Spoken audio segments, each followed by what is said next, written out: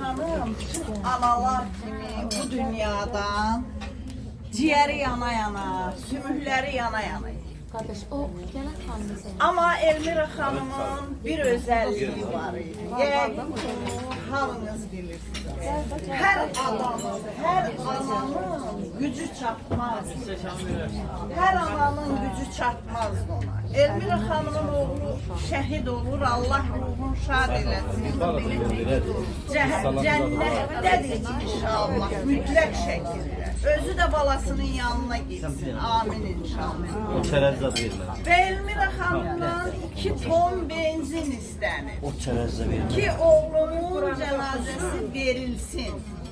Elmira Hanım bu benzini alır, hazır edir, oğlunun cenazesini almak için. Ama o benzini vermir. Biz onun Allah'ına gitmiştik. Dedi ki, Allah razı olsun, beni ne yaxşı getirdin. Laçına gelmek dedi, benim yüreğimde bir arzu. Ne yaxşı getirdin, geldim çıktım. Ve biz Elmira Hanım'la orada uzun uzadı söhbət elədik. Dedi ki, düşündüm sabaha kadar fikirleştim ki, Allah, benim canım belə yanır. Ben bu 2 ton benzini verirəm. Gör neçə anamın balasın o benzindən maşınlara, tanklara minib neçə ananın balasını şəhid eləyəcəklər. Və Elmira Hanım o benzini vermir. Deyir ki, mən fikirləşdim ki, qoy mənim canım yanıb, başqa anaların canı yanmaz. Bu da her ananın işi değil. Bu da her yüreğin işi değil. Bu da herkese nasip olan, bu ancak bize, bizim kadınlara, Azerbaycan kadınlarına nasip olur. Azerbaycan kadınlarının karakterine uygun.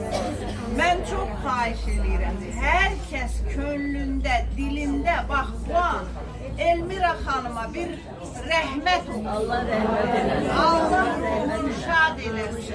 Allah balasının yerin cennet, mekanın cennet eylesin. Özünün de hemçinin.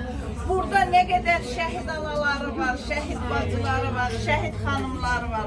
Hamınızı öpürəm, bağrıma basıram. Allah bütün şehitlerimize rahmet eylesin. Oğlum gururdur. Senin anan sıradan bir ana değil. Qəhrəmandır, sözün tam mənasında. Qəhrəman oğlum, qəhrəman anası. Allah ruhun şad, mekanın cennet eləsin. İnanın ki, mən hiç istəmirəm ki, Elmira Hanımı da sıradan bir kadın kimi yas mərəsi keçsin. Kimin könlündə nə sevgi varsa Elmira Hanıma, kimin könlündə nə məhəbbət, nə hörmət varsa, qoy onu diline getirsin.